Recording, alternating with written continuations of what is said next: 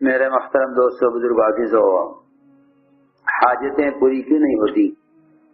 ایک تو گناہوں کی وجہ سے حاجتیں پیدا زیادہ ہوتی ہیں۔ لوگ کہتے ہیں حاجت تو پیدا ہوگی، ایسا نہیں ہے۔ صحابہ کی حاجتیں اور اس زمانے کی حاجتیں ذرا مقابلہ کر کے دیکھو تو صحابہ کے زمانے میں حاجتیں بہت کم ملیں گی، اس زمانے میں حاجتیں بہت زیادہ ہیں۔ حاجتیں گناہوں سے بڑھتی ہیں، حاجتیں گناہوں سے بڑھتی ہیں، حاجتیں گناہوں سے بڑھتی ہیں، اخراجات گناہوں سے بڑھتے ہیں، مہنگائی گناہوں سے بڑھتی ہے، اور خواہشات سے بھی حاجتیں بڑھ جاتی ہیں، کیونکہ لوگ جس خواہش کے عادی ہو جاتے ہیں وہ خواہش حاجت کا درجہ بن جاتی ہے۔ جس خواہش کا آدمی عادی ہو جاتا ہے وہ خواہش حاجت کا ضرورت کا درجہ لے لیتی ہے، وہ ہر خواہش کو حاجت سمجھ کر پورا کرتے ہیں۔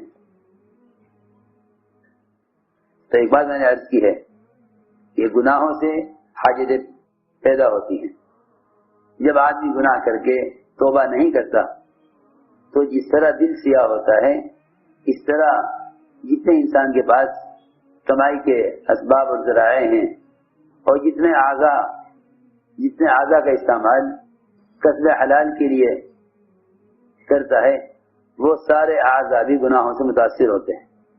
عجیب بات ہے کہ گناہوں کی وجہ سے انسانی اعضاء کسب حلال کے قابل بھی نہیں رہتے، گناہوں کی وجہ سے انسانی اعضاء کسب حلال کے قابل بھی نہیں رہتے۔ وہی بات میں عرض کر رہا، کیونکہ جو لوگ گناہوں میں مبتلا ہو جاتے ہیں وہ کمانے سے بھی عاجز ہو جاتے ہیں، تو جب اعضاء کسب حلال کے بھی قابل نہیں رہتے تو عبادات کے قابل کیسے رہ سکتے ہیں؟ اس لیے صلاۃ التوبہ، اس کو حضرت صحابہ نے صلاۃ الحاجہ پہ مقدم کیا ہے۔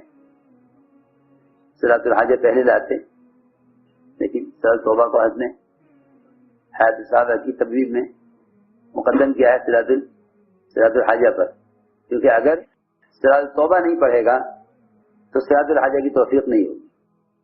صلاۃ التوبہ نہیں پڑھے گا، صلاۃ الحاجہ کی توفیق نہیں ہوگی، اور اگر صلاۃ التوبہ کے بغیر صلاۃ الحاجہ پڑھے گا تو حاجت پوری نہ ہوگی۔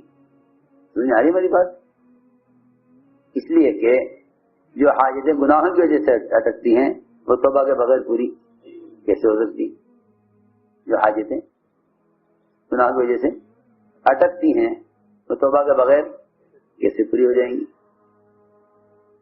اس لیے پہلے صلاۃ التوبہ کہ آدمی سے اگر گناہ ہو جائے تو گناہ کے لیے صرف اتنا ہی نہیں استغفار کر لے، بلکہ گناہ سے دو چیزیں ہیں گناہ کرنے والے کے لیے، ایک ہونے والے گناہ سے پاک ہونا اور ایک گناہ سے آئندہ کے لیے بچنا، آئندہ کے لیے گناہ سے بچنا۔ آئندہ گناہ سے بچنے کے لیے گناہ کے بعد صلاۃ التوبہ کا اہتمام کرے۔ جب مطلق نماز منکرات سے روکنے والی ہے تو جو نماز کسی منکر کے ہونے کی وجہ سے پڑھی جائے گی وہ نماز گناہ سے کتنا روکے گی؟ سمجھے بات؟ جب مطلق نماز روکنے والی ہے تو جو نماز منکر کے بعد پڑھی جائے گی وہ منکر سے کتنا روکے گی؟ ہماری بات سمجھ آئی؟ یوں مطلق نماز منکرات سے روکنے والی ہے، ان الصلاۃ تنہی عن الفحشاء والمنکر، لیکن وہ نماز جو کسی منکر کے ہونے کے بعد توبہ کے لیے پڑھی جائے وہ نماز منکر سے کتنا روکے گی؟ اس لیے کوئی بھی گناہ ہو جائے چھوٹا یا بڑا، اس کے بعد 2 رکعت نماز پڑھ لیا کرو، اس کے بعد 2 رکعت نماز پڑھ لیا کرو۔ اور یہ بات بھی ہے کہ جس جگہ گناہ ہوا ہے اس جگہ سے کچھ فاصلے پر چلے جایا کرو، کیونکہ جس طرح جسمانی بیماریوں سے فضا متاثر ہوتی ہے اس طرح جسمانی روحانی بیماریوں سے بھی فضا متاثر ہوتی ہے، جسمانی بیماریوں سے فضا متاثر ہوتی ہے، اس طرح روحانی بیماریوں سے بھی فضا متاثر ہوتی ہے۔ گناہ کی جگہ سے ہٹ کر توبہ کرنا توبہ میں پختگی پیدا کرتا ہے. ورنہ اس وقت ہمارا معمول یہ ہے جہاں گناہ کرتے ہیں وہیں توبہ کر لیتے ہیں. وہ توبہ ایسی ہوتی ہے کہ اس گناہ کے ماحول میں پھر گناہ کر لیتا ہے. اس لیے چاہیے گناہ کرنے والا گناہ کی جگہ سے ہٹ جایا کرے.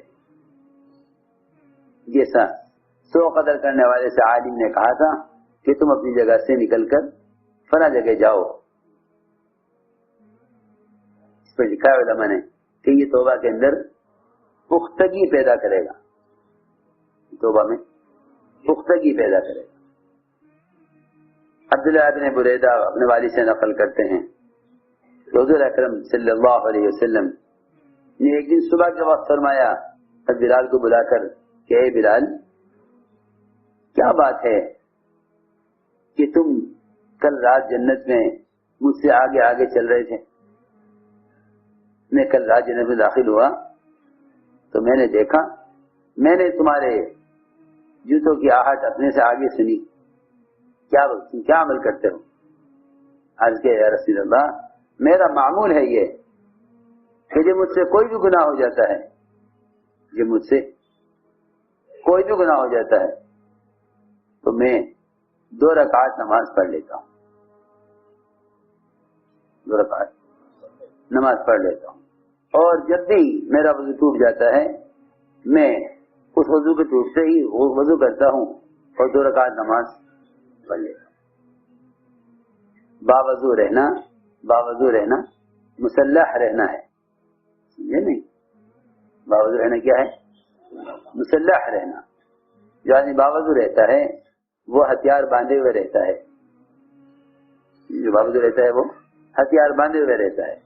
اس پر شیطان کا حملہ ممکن نہیں ہوتا جو باوضو رہتا ہے. بے وضو رہنا دلوں کے اندر وساوس زیادہ پیدا کرتا ہے. بے وضو رہنا دلوں میں زیادہ وساوس پیدا کرتا ہے.